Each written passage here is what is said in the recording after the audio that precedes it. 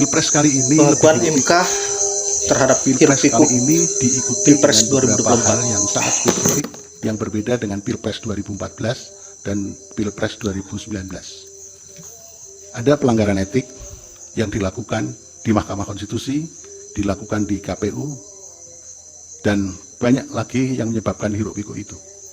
Nah, yang terutama mendapat perhatian yang sangat luas dan kemudian didalilkan oleh pemohon itu cawe-cawenya kepala negara, keberpihakan lembaga kepresidenan dan dukungan Presiden Joko Widodo dalam Pilpres. Nah, itu kemudian memunculkan beberapa hal. Satu, cawe-cawe yang sudah saya sebutkan tadi. Kemudian keterlibatan ASN, TNI, Polri yang tidak netral. Ada sangkaan dugaan PJ Gubernur, Bupati, Wali Kota yang PJ itu juga ikut bermain di situ. Ini sangkaan atau dugaan yang perlu dibuktikan di persidangan ini. Kemudian ada peran serta lurah kepala desa juga yang ikut cawe-cawe, ikut menggalang massa, dan kemudian bansos yang dianggap mempunyai korelasi dengan elektoral. Orang selalu menganggap bahwa Mahkamah Konstitusi itu masih bisa dikendalikan oleh Jokowi itu. Tetapi secara psikologi Mahkamah Konstitusi juga paham bahwa Jokowi itu ada di dalam suasana berduka karena ketidakjelasan sikap dia itu menyebabkan dia tidak mungkin lagi bergembira dengan hasil pemilu ini. Karena semakin hari orang melihat bahwa fungsi Mahkamah Konstitusi yang didalilkan sebagai turunan dari kepentingan Jokowi aja, itu mulai menganggap bahwa dia harus memuliakan dirinya justru ketika Jokowi itu makin lama makin hilang kekuasaan. Karena ini cuma soal bencana berhubungan tuh.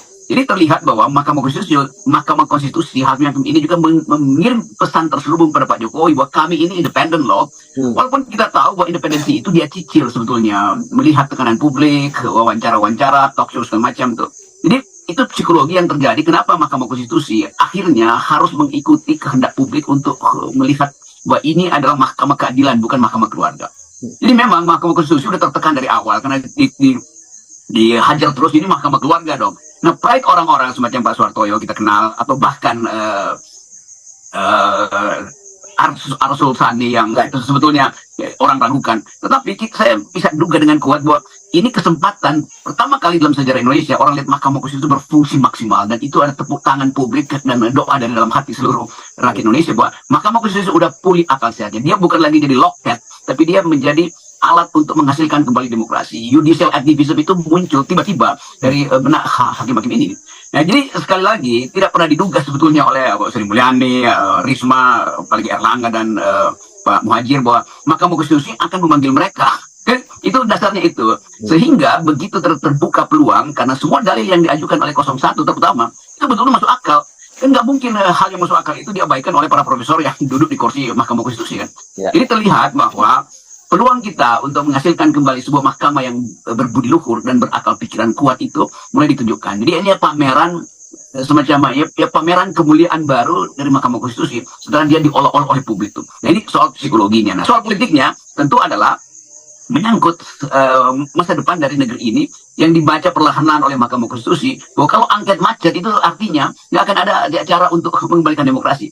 Jadi Mahkamah juga menghitung proses politik di DPR bisa macet loh karena tukar tambah kekuasaan. Tetapi Mahkamah ingin memperlihatkan bahwa demokrasi ini harus tetap dihidupkan tuh. Jadi saya kasih dulu pujian tertinggi pada keinginan Mahkamah Konstitusi untuk menghasilkan demokrasi. Nah, keinginan itu yang akhirnya menuntun pertanyaan-pertanyaan tajam. Dan ketajaman pertanyaan itu juga memang di backup dengan kuat oleh data-data yang diajukan oleh publik, oleh para peneliti maupun oleh tim dari 01 dan 03 terutama. Jadi itu yang kemudian menuntun hakim-hakim yang lain itu datang dengan pikiran yang sama. Kenapa kita tidak boleh menduga buruk perilaku Presiden Jokowi dengan istilah cawe-cawe itu? Kenapa kita tidak boleh untuk mempersoalkan kedudukan dari menteri-menteri itu yang sebetulnya hanya mendapat suruhan berdasarkan keputusan presiden, padahal keputusan presiden itu sesuatu yang tidak ada dalam pakem ketika proses pemilu sedang berjalan. Kan itu yang disebut yang berkali-kali ini penugasan presiden. Apa yang namanya penugasan presiden? Bukankah semua menteri itu memang sudah ditugaskan oleh undang-undang? Ngapain lagi terima penugasan presiden? Dan kekhususan penugasan presiden itu yang dicurigai oleh Arief dan Mahkamah Konstitusi bahwa penugasan presiden itu adalah penugasan di era pemilu. Penugasan itu menyangkut perubahan kebijakan, refocusing anggaran segala macam yang 2 hari kemarin itu dibahas. Jadi Mahkamah Konstitusi menangkap dengan baik bahwa seluruh dalil yang diajukan untuk mempersoalkan legitimasi pemilu itu memang diarahkan pada Presiden Jokowi. Ya. Jadi sebenarnya menyidang Presiden Jokowi melalui bantuan pertanyaan dari Mahkamah Konstitusi supaya dia punya alat untuk menerangkan bahwa ada cawe-cawe yang sistematis, masif dan terstruktur oleh Presiden Jokowi kan. Ya, Dan ya. itu yang udah ada di kepala para hakim ini. Jadi sekali lagi kita mau fokus aja dalam hari-hari terakhir ini, fokusnya pasti pada penugasan Presiden yang isinya adalah cawe-cawe yang memberontakkan mekanisme pemilu yang secara formil seharusnya harus dibayangkan bahwa Presiden juga mesti menjaga demokrasi, tetapi dia nggak mampu, maka dia diolok-olok di ruang kelas anak-anak BEM, juga diolok-olok di ruang Mahkamah Konstitusi Internasional. Ya. Dan itu intinya tuh. Jadi bagus betul bahwa fokusnya akhirnya harus pada Presiden, sehingga pertanyaan-pertanyaan tentang kuantitatif itu yang biasa dilakukan oleh geng penasihat hukum 02 itu nggak dipentingkan lagi, karena memang mereka hanya ingin mengkonten itu pada isu kuantitatif, padahal betul-betul untuk membongkar penyalahgunaan kekuasaan Presiden memang harus dipanggil menteri-menteri, dan pada akhirnya kalau menteri-menteri nggak bisa jawab dengan baik, ya panggil Presiden. Dan istilah penugasan Presiden itu artinya Presiden bertanggung jawab. Assalamualaikum warahmatullahi wabarakatuh.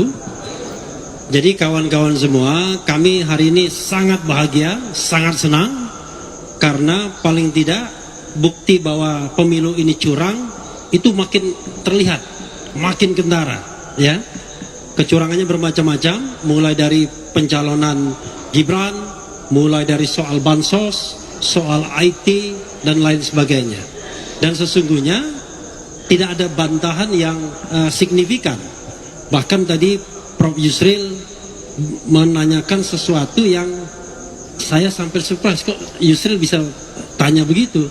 Gimana kalau seandainya dilanjutkan masa jabatannya? Bagaimana dengan Anies dan bagaimana dengan Ganjar?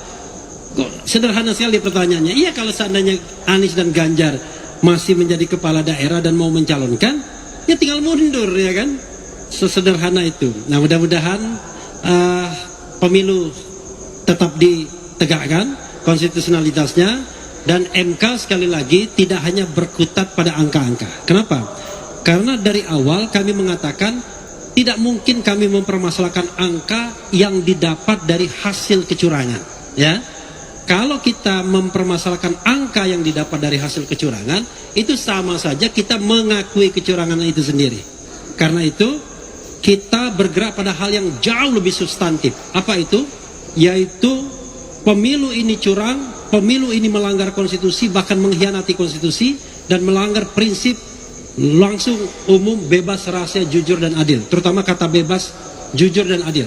Dan sampai hari ini yang didalilkan oleh 01 itu belum bisa dibantah, ya. Paling tidak di antara teman-teman ini saya yakin tidak ada yang menyanggah bahwa pemilu ini curang. Kecuali ada yang menyanggah, silakan saja. Tetapi saya dan kami semua yakin bahwa pemilu ini curang dan sampai pada tahap melanggar konstitusi. Itu saja. Silakan Mas Bambang. Nah, akhirnya MK mengakui hiruk pikuk Pilpres di 2024. Tentunya ini adalah angin segar bagi 01 dan 03. Kemungkinan besar kemenangan sudah di depan mata, dan mudah-mudahan apa yang disampaikan oleh Bang Rocky Gerung sesuai dengan fakta yang terjadi, bahwa saat ini MK mencoba untuk kembali ke jati dirinya yang independen, tidak lagi dikendalikan oleh Pak Jokowi. Saya kira itu yang kita harapkan sebagai rakyat Indonesia. Ditambah lagi wawancara Bang Refli Harun, di mana semangat sekali dengan persidangan-persidangan yang dilalui ini menemukan titik terang bahwa MK mengakui semuanya, mulai dari cawe-cawe Pak Jokowi membagikan bansos dengan cara yang tidak benar dan tidak tepat. Saya kira kelakuan-kelakuan Pak Jokowi ini memang betul-betul harus diberikan pelajaran agar jerah untuk melakukan kesalahan-kesalahan terhadap rakyat Indonesia. Baiklah, saya kira hanya itu. Terima kasih buat sahabat-sahabat yang sudah menyaksikan video yang saya up, dan semoga ada manfaat di setiap video yang saya up. Sehat selalu, dimudahkan rezekinya, dan jangan lupa doakan sahabat-sahabat kita yang berjuang adik-adik kita mahasiswa yang sampai hari ini masih melakukan sebuah aksi bagaimana agar hak angket ini bisa diselesaikan dengan baik. Dan saya akhiri dengan ucapan wallahul muwaffiq ila aqwamit thoriq. Assalamualaikum warahmatullahi wabarakatuh.